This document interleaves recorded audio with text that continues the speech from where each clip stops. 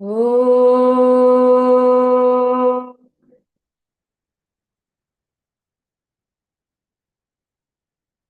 Om.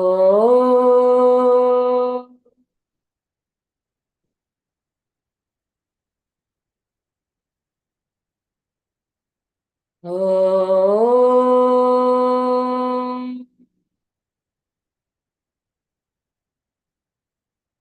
Sahana bhavatu. Sahano bhunaktu. Sah viryam karavavahai. तेजस्विनावधीतमस्तु मा विद्विषावहै. ॐ शान्ति शान्ति शान्तिः. हरिः ॐ श्रीगुरुभ्यो नमः. हरिः ॐ.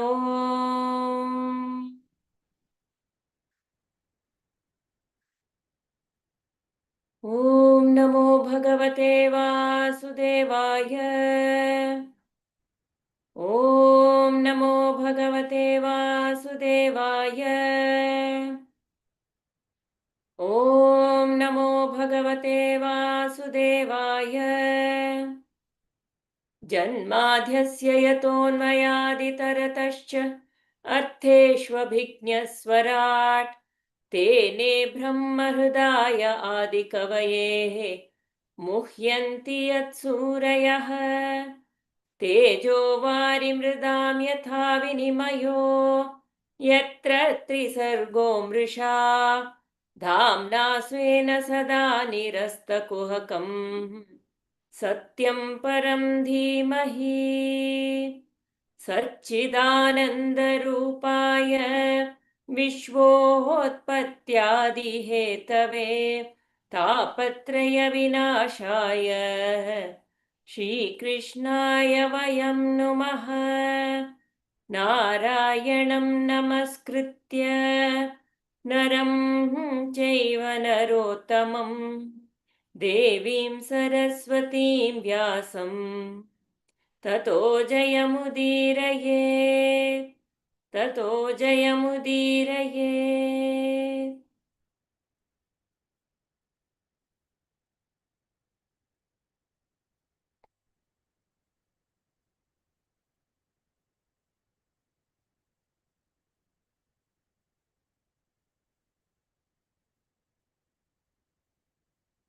You have this thing, Bala?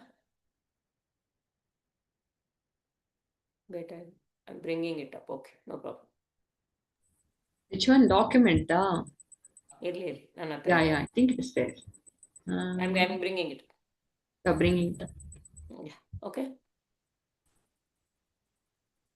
So, we went to Ganga and the Vasus also. So now we are starting with the Yadava line.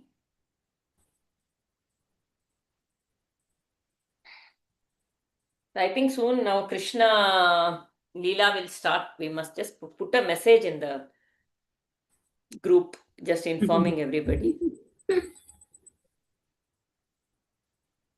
Sure. Go ahead and read, Bala. Yeah, the Yadava line. Yayati had 5 sons, Yadu, Druhyu, Turvasu, Anu, and Kuru. Kuru, as we have already seen, became the favorite of his father, and Yayati left the entire kingdom in the hands of Kuru. His descendant was Shantanu, who was the grandfather of Kauravas and the Pandavas. Oh, they were. Yadu, the eldest, was never really interested in ruling a kingdom. He had been made to rule one of the smaller kingdoms. One of his descendants was Vitihotra, and his son was Madhu. Madhu's son was Vrishni, and 99 more. Since the later sons were all descendants of these two, they were referred to as Madhavas or the Vrishnis. A later descendant was Dasharha, and so Dasharhas was another name for the Yadava clan. Dasharha. Sorry. Is it Dash? Oh, Dasharha was another name for the Yadava clan. Satvata was one of the Yadavas and he had 7 sons.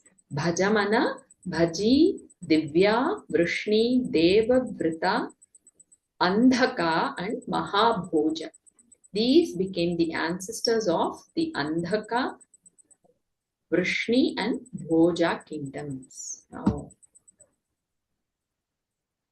this is history. No? Vrishni was the father of 2 sons, one of whom was Yudajit. His son was Sini and the other was Anamrita. Sini had a son by name Satyaka. Satyaka's son was Yuyudhana, better known as Satyaki. All these names come in our first chapter, no? Bhagavad Gita. Anamitra had a son named Nirmana and his son was Satrajit and Prasena. So Satyaki, Yuyudhana, Satrajit, Prasena, they all are there in Dharma Kurukshetra. So long they live. Andhaka was one of the Yadavas. His descendant was Ahuka, whose sons were Devaka and Ugrasena. Devaka had a daughter by name Devaki, who was given marriage to Vasudeva. The son of Devamidha was Shura, who had 10 sons, the eldest of whom was Vasudeva. Okay. When this son was born, the heavens made music and celestial trumpets blared forth the birth of the child who would later be the father of Narayana himself in human form. And so Vasudeva was famed as Anakadundhubi. Sini had a son by name Swayambhoja and his son was Hridika, Shatadhanu, Devabhahu and Kritavarma were the sons of Hridika. Vasudeva had 5 sisters, Prita, Shrutadevi, Shrutakriti, Shrutakirti, Shrutashravas and Rajadhi Devi.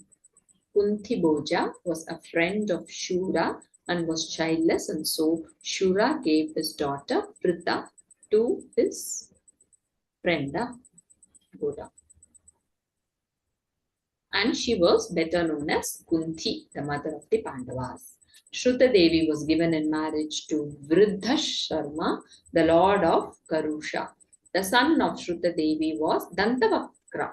Oh, the third birth. Dantavakra is one of, now only we are hearing. Otherwise, we normally don't hear about, he is one of the Jaya Vijaya, no, in the third cycle. Last, this is his last birth. The third birth of Jaya, the doorkeeper of Narayana. His previous births were Hiranyakashipu and Ravana. Oh, I thought Shishupala was that. Okay. So Shishupala is Kumbhakarna and Hiranyaksha. Shrutakriti was married to Kekeya prince and 5 sons were born to her. These were the famed Kekeya brothers who took such an active part in the war on the field of Kurukshetra. Rajadhi Devi was married to Jayasena, the lord of Avanti, and her sons were Vinda and Anuvinda, who were again prominent participants in the Great War. Her daughter Mitravinda was married to Krishna later. Shrutashravas was married to Damaghosha, the lord of the Chedis, and her son was Shishupala. This Shishupala was the third birth of Vijaya, whose earlier births were Hiranyaksha and Kumbhakarna. Vasudeva had 7 wives: Pauravi, Rohini, Bhadra, Madhira, Rochana, Ila, and Devaki. Oh. I didn't know he had 7 wives. You knew? Rohini and Devaki only we knew. Yeah. The son of Rohinis were Gada, Sarana, Balarama, and others. 8 sons were born to Devaki, 6 of whom were killed by Kamsa. The 7th was Balarama, who was first conceived by Devaki and was later placed in the womb of Rohini and Vishnumaya. By Vishnumaya. By Vishnumaya. Lord Narayana was born as the 8th child of Devaki and Vasudeva. When there is dearth of dharma on earth, when there is an increase in a dharma, the Lord decides to be born in the world of men. To rid the earth of kings who were drunk with power, kings who were asuras in the form of human beings. The Lord was born in the Yadava house. So this is the last one. No? The unrighteous of the Lord's earth were choking her, and they had to be destroyed so that the earth could be cleansed with the blood of these lusty Kshatriyas. For this purpose, the Lord, with Balarama, the image of Ananta, appeared in the family of Vrishnis. He performed these deeds which can never be forgotten by anyone at any time. So glorious was the avatar of the Lord that it is called the best of his avatars, the Purna avatar. During Kali, the fourth quarter of time, when the world is full of sinfulness, it will be the fame of the Lord during his birth as the son of Vasudeva, which will rid men of sorrow and pain and ignorance. Listening to the feats of Krishna, even once, is enough to rid man of the vasanas caused by karma. It is as pure as Achamana performed in the waters of the purest of the Tirthas. He was beloved of Bhojas, the Vrishnis, Andhakas, Madhus, Shurasenas, and Dasharhas. Even more dear was he to the Pandavas. His form was beautiful, his glances were kind, his smile was captivating, his words were full of dignity, his prowess was well known, and with this avatara, the Lord charmed the world.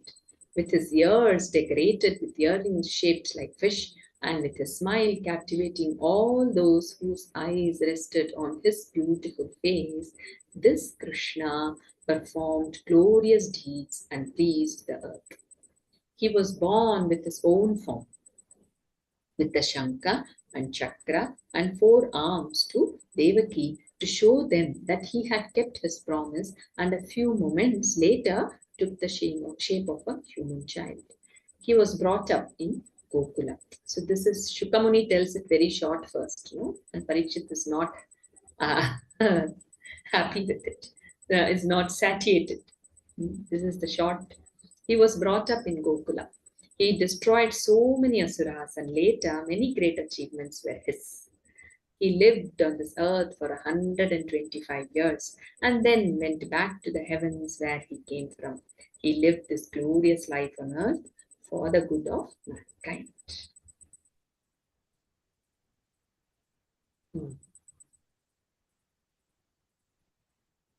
Adharma is rampant. You want to continue? Adharma is rampant. Shuka had stopped talking and Parikshit was waiting for him to continue the narration. But the rishi was lost in meditation. He had told the king about Vasudeva and Devaki, and his mind now rested at the feet of the Lord who had taken a name and a form to rid the world of the poisons which were choking her. Shuka saw in his mind's eye all the many actions of the Lord. Tears were flowing from his eyes and he could not speak for a while. He opened his eyes after a few moments. Parikshit said, "My lord, you have so far told me the stories of the kings who ruled in the line of the sun and that of the moon. And you told me about the line of Yadu which was chosen by the Lord for his next avatara. You told me that Krishna is the Sampurna avatara of the Lord and that Balarama is the image of Ananta. Please tell me in great detail the many events in the life of that great being during his life on this earth.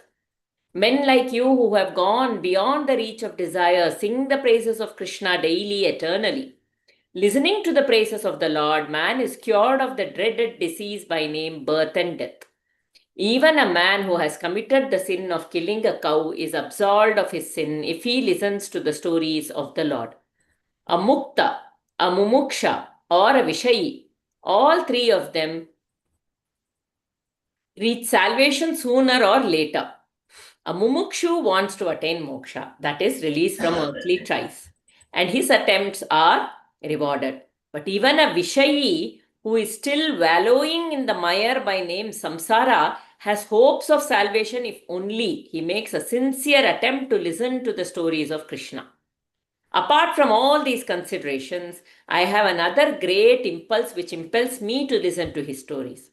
During the great war in Kurukshetra, Krishna was the raft which carried my ancestors safe across the river called the Kurukshetra war.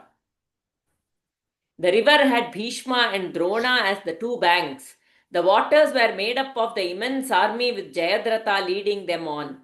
Kripa was the swift current which carried destruction with it. Karna was the mighty waves which rose high to drown the Pandavas. Shalya was the shark which was lurking inside the waters, and he was accompanied by Ashwathama and Vikarna. Duryodhana was, this is that Gita Bhishmadronatata Jayadratha Gandhara Nilotphala. That one. Yeah, quick, come, chant the entire thing, Aarti.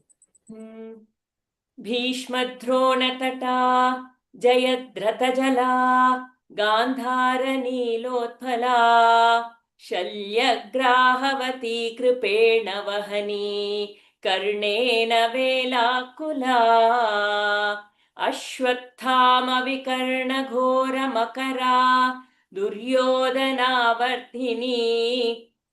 What is the next one? Sotirna Khalu Pandavairananati Kaivalya Keshavaha. So this is exactly, it's there in the Bhagavatam also. The whole thing. Yes. It must be a Bhagavatam shloka, no? Yeah. Duryodhana was the whirlpool which sucked everything along with it to destruction. Such a river was crossed by the Pandavas because the savior was Krishna. He made them cross the ocean of despair and reach the shore safely. And again, when the Brahmastra sent by Ashwathama was threatening to destroy me, the only scion of Kaurava and Pandava line, it was Krishna who protected me with his chakra and his gada. I heard it from you, and I remember it too. Krishna pervades the inside of all living beings, and in the name of Antaryami, he grants them moksha. And this same Lord pervades the outside world, and in the form of Kala, creates the universe and its attendant Maya. As the Antaryami, Krishna pervades the inside of all living beings. In the name of Antaryami, he grants them moksha. And the same Lord pervades the outside world and in the form of Kala creates the universe and its attendant Maya. Tell me, my Lord, why he took the form of a human being, why he was born as the son of Devaki and was brought up by Yashoda. How did he spend his childhood, his youth, his later years? Why did he kill his mother's brother? Why did he have to commit this dread sin? Please tell me in detail all about everything. When I think of the nectar in the form of his stories, I am not hungry or thirsty for ordinary food. Please grant me this favor. Shukha, the son of Vyasa, was immensely pleased with the genuine devotion of Parikshit, which prompted him to ask these questions, and with a smile he said, "Your mind is indeed well established in the right path, or else you would not have been impelled by such an eager wish to listen to the stories of Krishna. Listening to the stories of Krishna purifies the one who narrates them, those who listen to them, and the one who asks to be told the stories. It is as purifying as the water of the Ganga which flows from the feet of the Lord. Listen to me carefully, and I will tell you in great detail all the many events which led to the Lord Narayana deciding to be born on this sinful earth. Once Mother Earth, burdened as she was... 1 second. Yes, Bala. This Katha Shravan, this is something, who is giving this entire, the 10th canto, it is Shukamuni, right? Who Bhagavatam says is the self, he is, what? How is that is one,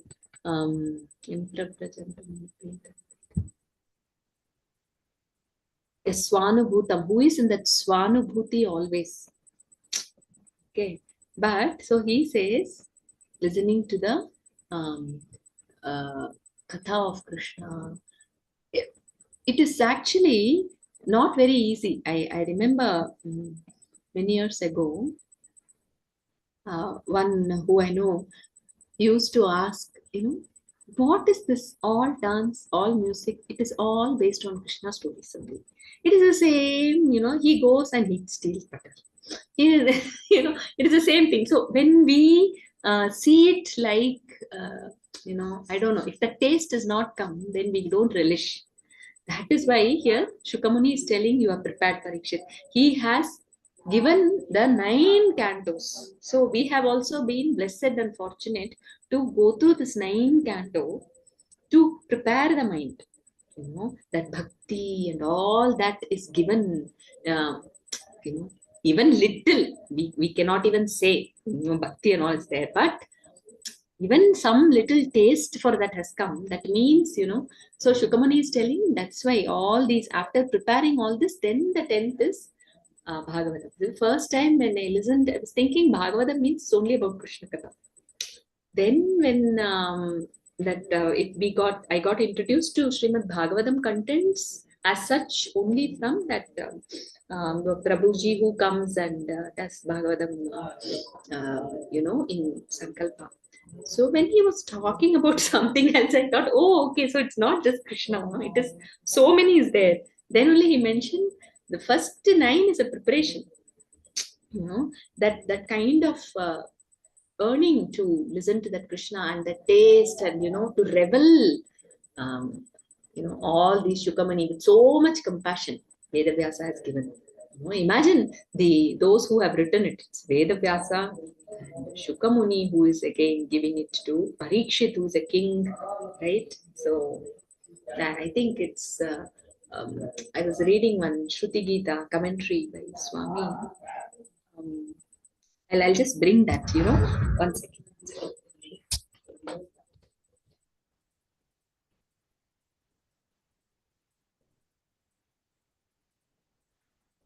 Just in the meanwhile, this Bharata, that when we talk about this beautiful land here that we are a part of, such wonderful glories, the devotion, that purificatory process, it is so beautifully thought through. The scriptures have been written, understanding human beings across space and time in such a beautiful way. And it's a blessing to be part of such a wonderful heritage. It is a blessing that we have been 5 years, 4 years. Yeah. We never that thought Bhagavatam it has been happening. I don't think we ever thought it will go on like this at all. We didn't think about it also. And now it seems surreal to know, to feel that we have reached the Krishna Leela, the 10th canto. It feels very surreal, actually, that this whole journey has come and we are here. So for 4 years journey of preparation only. Yes, Bhagavatam, they say, no, Bhagavatam is Krishna. Is Krishna. Bhagavatam is Krishna. He has brought us, he has held us together for past so many years, and doing Chitta Shuddhi within us. He has, and now we are here. Yeah, they're eagerly Eagerly. waiting to Yes. listen to the, Leela. So what it does is, it actually kind of gives the limitation of the intellect. So very nicely, this is also Shruti Gita is also in Srimad Bhagavatam. It is in 10th canto, and where Veda Shruti is glorifying the Lord. Yeah, it's a very the content is the same, yeah, but the way it is given and all. So in that, Swami has given an extensive commentary book. So in that, this really caught the attention. So Krishna Avatara, they say all the Krishna Leela, it will defy all our logic. We cannot put any logic anywhere. Yeah, the intellect, it just listening. That's the glory, greatness of listening to the stories. What happens is, after a point, we just revel in that Leelas, that Ananda. He's the Ananda Rupe, so just the bliss is there. We don't even want to think of, right? We know that only so much is there. So for that, Swami Vivekananda, he says in the, about the beloved infinite. Says the beloved infinite. It is all his play. They want explanations. But how can you explain him? Now comes the bomb. He says, he, the beloved infinite, he is brainless. Nor has he any reason. He decides something will happen. That's all. There's no. He is fooling us with little brain and reason. That is also his Leela. It was so beautiful. And I think it's just apt for all the Leelas of Krishna. Krishna, every moment, he, will tell, he'll show that that's the glory of Krishna avatar. The rest of the avatars is different, but Purna avatar. Yes.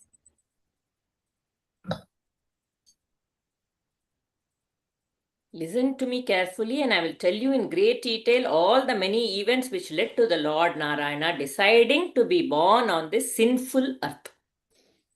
So even earlier there was a description of Yada Yada Hi Dharmasya Glanir Bhavati Bharata Abhyuktanam Adharmasya Tadatmanam Shajamyaham Paritranaya Sadhunam Vinashaya Chaduskrutam Dharma Samsthapanarthaya Sambhavami Yuge Yuge. I will come whenever the earth is very sinful. We don't know if AI will take us more forward and Kalki Avatara will also come. In A only Kalki has to come as an Avatara, I think. Otherwise, Yeah, he'll be so caught up there, right? Yeah. That Yuga he has to come. Wherever we are caught up, he comes. And They say in 25 years we'll make 10,000 years progress. Progress or what this one, material development. material level only. A little So off when there is because material level progression, there is inner morality goes down. we move away, no, from the We reality. move away. In fact, I was discussing with my daughter. She's saying there is something called relationship, where they are just conversing through reels only. I was, oh, okay. What is the point? See, even the words that come out, okay, that itself, it's not clear, that's different. But then that at least is something, coming originally and through that feeling that is there to the other person. But now, even for that, there is some reel which you are, but she was saying, no, it's an emotion which goes. Okay. Whatever, we don't know. We can't Maybe even I'm relate to able those things. Actually. Huh? We can't even relate. Yeah, I'm able to relate to that. She says, I may not be able to express that emotion as clearly as in the reel. Okay. What all outer coverings we will get caught into, like the silkworm, building its own cocoon. That's all. But let's see, even in that Bhagwan's compassion, it's not that is also part of his, just like a day Yeah. and night come, this is also a part of his Leela only, his Yes. design only. So, Yeah. And AI, Swami calls it as Akhilandeshwari. Akhilanda Ishwari, AI. This is because everything she knows, all at the mind level until the Vijnana level. AI will know. Yeah. In some time, it will become surpass humans knowing. Yeah. Everything can be learned. So knowing is not being, no? So the being alone is difficult. It cannot come, I think. Being cannot ever be. Yeah. Without your consciousness, you won't know what AI is doing also. Yes. Isn't it? So that being is eternal. There's nothing. So That's all. as long as we are in touch with the being, we are fine. So once Mother Earth, burdened as she was with too many sinners, could bear the pain no more. She assumed the form of a cow and went to Brahma, the creator, and stood before him with tears in her eyes. When he asked her why she was so despondent, she told him how much she was suffering because of the adharma which was rampant, about the sinful kshatriyas who were polluting her.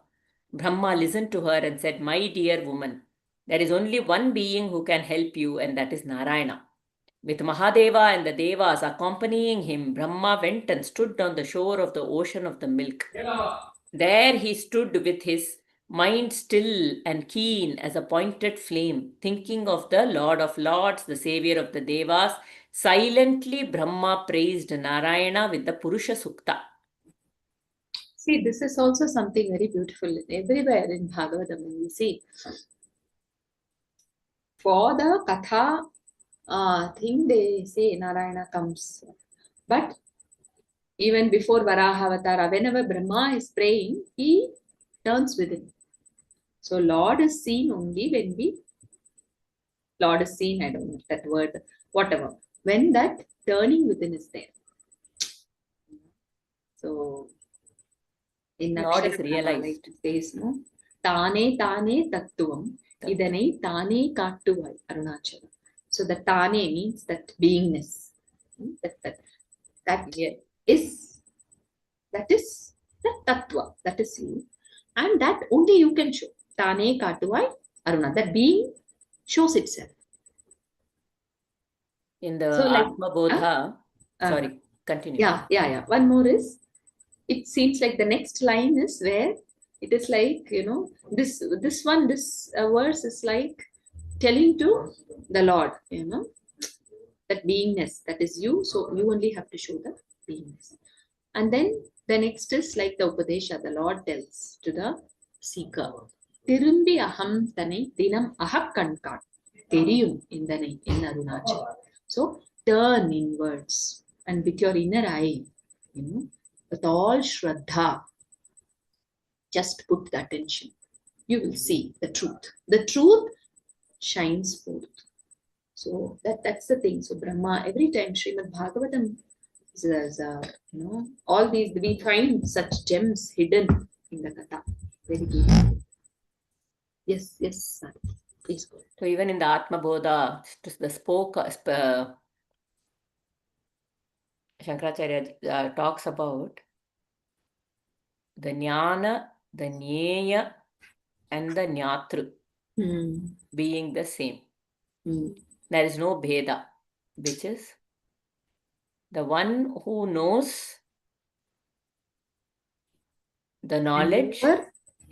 The knower, the known. The knower, the known, and the knowledge. Knowing. There is no Bheda between all of this. The knower, the knowing, and the knowledge. They are all the same. Yeah. And only he can reveal himself. Yes.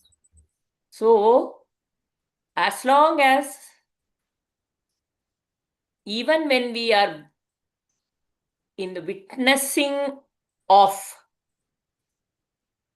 that is, if we take it from the Advaita, that is, you are the witness consciousness. As long as you are conscious of the objects also, you are away because you are turning outwards. When even that conscious of goes off and there is only amness, consciousness, that is when we are with that pure tattva. Initially, we are observing the pain in the body as the witness, pain in the mind, or pain or pleasure in the mind, whatever, as the witness. But here there is a conscious of certain objects. So as long as we are the conscious of the objects, it is again the world. But then those are steps. And then when we become just the consciousness, just the there is no me. Tane tattva. Yes. Just that.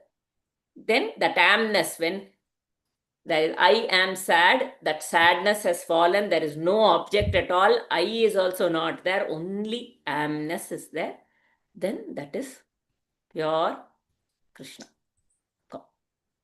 Yeah. Today, I don't know, Swami Vivekananda is coming. Because you brought this up, we can read this and maybe close the class. Same thing, what Arati was saying, like the witness. And the more that witness, theoretically they say is the buddhi. We don't have to know it, but sometimes little bit of that, when we know, it helps. It helps it at least, So it becomes more and more and subtle, means it learns to pay attention to that, the real principle, that, and then it merges. That is what Bhagavan calls it as merging in the heart. That is his Hridaya Vidya. So this, the same thing, very on the similar lines, the Upanishad popular story we know, right? The two birds. So Swami Vivekananda talks about it. So would like to read it. And today this is, upon the same tree there are two birds of beautiful plumage, most friendly to each other, one eating the fruits, the other sitting there calm and silent without eating. The one on the lower branch eating sweet and bitter fruits in turn and becoming happy and unhappy, but the other one on the top calm and majestic. He eats neither sweet nor bitter fruits, cares neither for happiness nor misery, immersed in his own glory. This is the picture of human soul.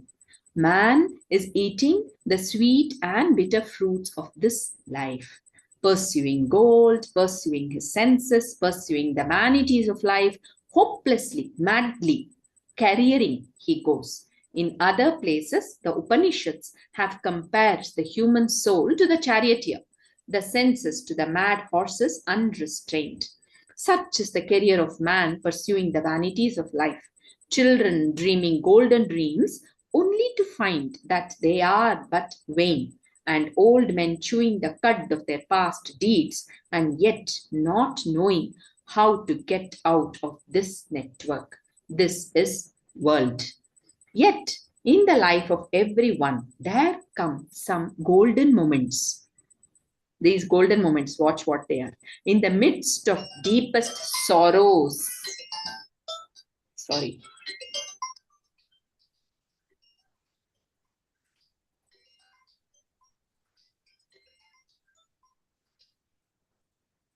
in the midst of deepest sorrows, of the deepest joys, there are some moments when a part of the cloud that hides the sunlight moves away, as it were, and we catch a glimpse, in spite of ourselves, of something beyond, away, away beyond the life of the senses, away, away beyond its vanities, its joys, its sorrows, away, away beyond nature, our imaginations of happiness here or hereafter, away beyond all thirst for gold or for fame or for name or for posterity. Man stops for a moment at this glimpse and sees the other bird, calm and majestic, eating neither sweet nor bitter fruits, but immersed in his own glory, self-content, self-satisfied. So, man catches a glimpse, then again he forgets and goes on eating the sweet and bitter fruits of life. Perhaps after a time he catches another glimpse, and the lower bird gets nearer and nearer to the higher bird as blows after blows are received. If he be fortunate to receive hard knocks, that is fortunate. If he be fortunate to receive hard knocks, then he comes nearer and nearer to his companion, the other bird, his life, his friend. And as he approaches him, he finds that the light from the higher bird is playing round his own plumage. And as he comes nearer and nearer, lo, the transformation is going on. The nearer and nearer he comes, he finds himself melting away, as it were, until he has entirely disappeared. He did not really exist. It was but the reflection of the other bird who was there calm and majestic amidst the moving leaves. It was all his glory, that upper bird's glory. He then becomes fearless, perfectly satisfied, calmly serene. In this figure, Upanishads take you from the dualistic to the utmost Advaitic conception.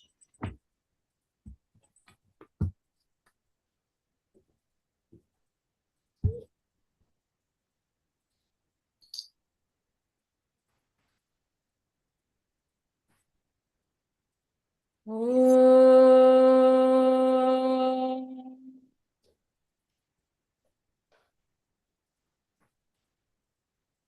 we close? I just started it. It was beautiful, actually. Yeah, closed.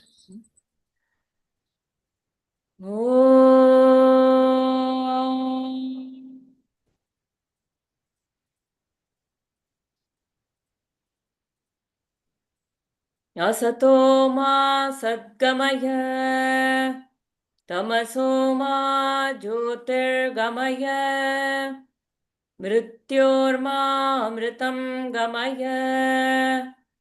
Sarve bhavantu sukhinah, sarve santu niramayah, sarve bhadrani pashyantu, ma kaschid dukha bad bhavet.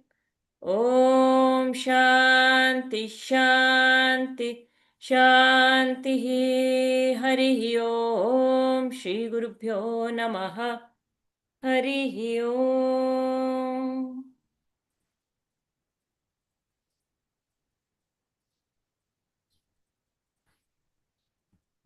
Hari Om.